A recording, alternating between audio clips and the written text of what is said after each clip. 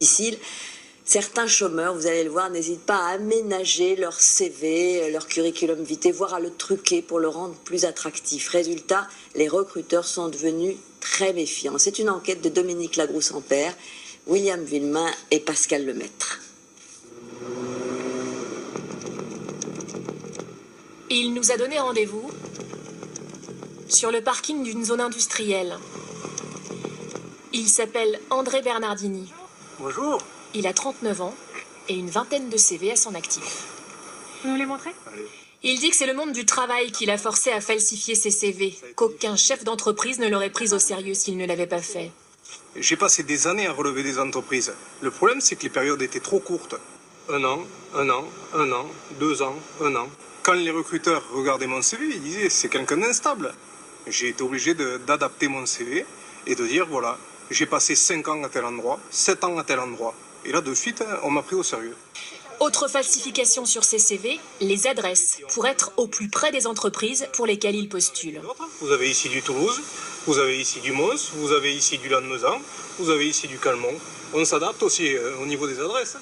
Pour André Bernardini, le subterfuge a toujours fonctionné, car il n'est pas si facile pour un employeur de démêler le vrai du faux. Guy Chollet en est le parfait exemple. Il y a 3 ans, cet imprimeur pensait avoir trouvé la perle rare. Un jeune homme postule, CAP en poche, CV modèle. Cette personne-là s'est bien présentée, m'a bien présenté le CV, et je n'ai pas fait ce que j'aurais dû faire, c'est-à-dire une enquête, quelque part pour aller me renseigner si vraiment les diplômes étaient là.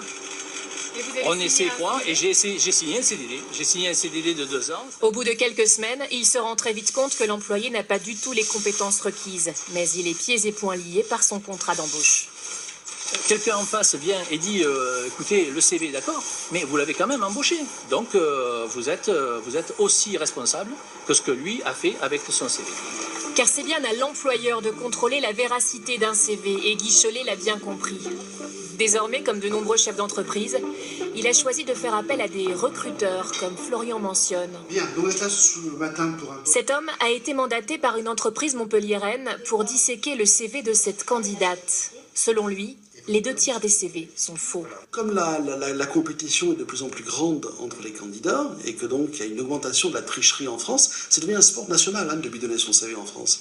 Et l'une des solutions de contrôle imparables, c'est de téléphoner aux anciens employeurs. Et c'est autonome, bien sûr. Quelqu'un de très rigoureux. Quelqu'un que je regrette pour tout vous résumer en fait. Ça m'étonne pas, elle m'a l'air bien comme femme. Et pour contrer cette recrudescence de faux CV, de nouvelles professions ont vu le jour. Des rédacteurs de CV. Cette consultante en rédige une dizaine par mois, moyennant 200 € le CV. Un marché florissant et tout à fait légal, puisqu'il s'agit non pas de mentir, mais de présenter un document le plus attractif qui soit.